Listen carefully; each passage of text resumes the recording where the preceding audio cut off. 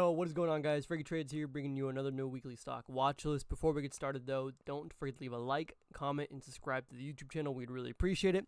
And without much more further ado, let's go ahead and dive into the watch list. So, first things first, you guys know I like to cover earnings week. As far as earnings go for the entire week, there is not too much going on. The only stocks that I would really be keeping an eye out for any kind of after earnings move would be Carvana. That reports on Wednesday after close, and then Baba would be the other big one, and that's reporting Thursday before open.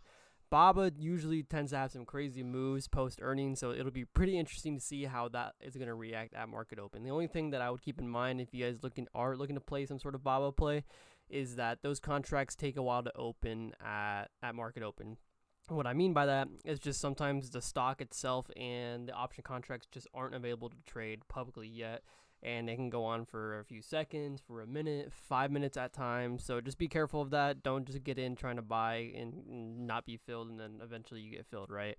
So just be careful with that. But those two would be the only stocks that I'd be keeping an eye out for going into this next week for earnings contracts and plays. So going into the watch list here, I know you guys are excited. I'll start with futures as per usual.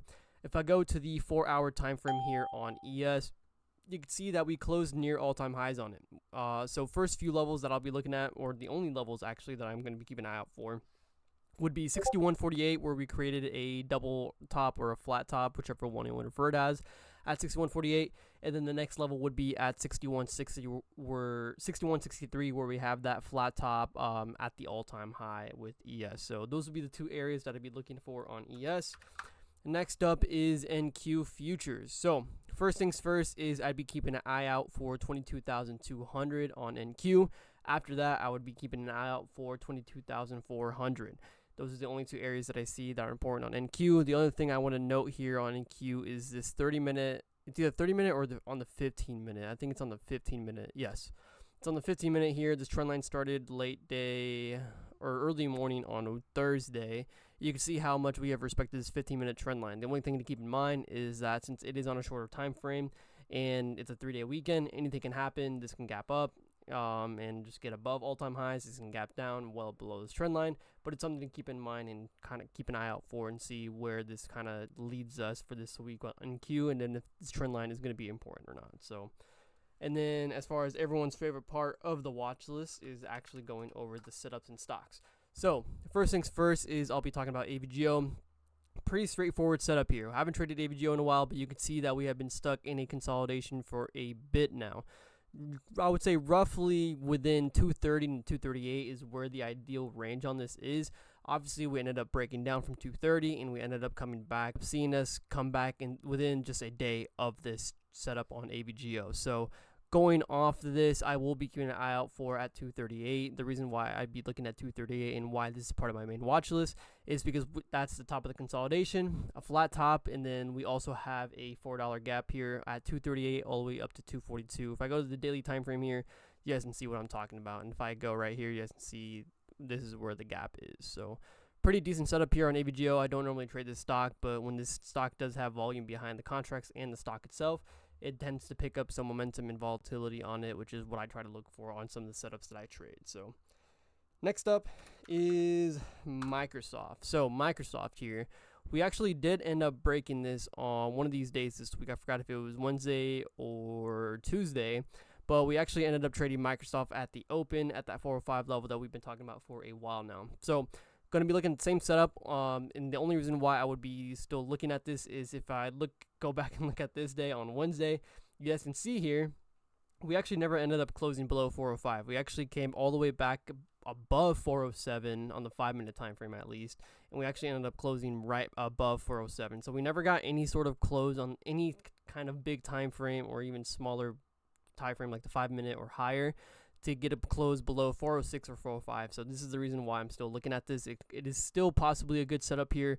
It's going to be dependent on how weak it is compared to the market, obviously. So 405 would be the ideal area that I'd be looking at for Microsoft. The safer entry would probably be around that low at 404.30. So that is the setup on Microsoft. And then the last setup I actually have is NVIDIA. It's a pretty short watch list, don't have too much going on, but First things first on the video to note is we do have a gap here. It starts from 139.25 and it ends at 142. So roughly $3 on this gap.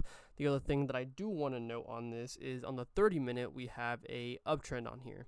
So you can see that this starts from Wednesday and it has, it hasn't been really respecting it. Typically with my rules for trend lines is I need it to touch more than 2 times from its starting point. So this is the starting point, and this is 1 touch, and then we haven't touched again. So it's not really a trend line that I would fully respect yet, but it is something just to keep in the back of our minds in case we happen to climb up to 140 and the video happens to reject off of it.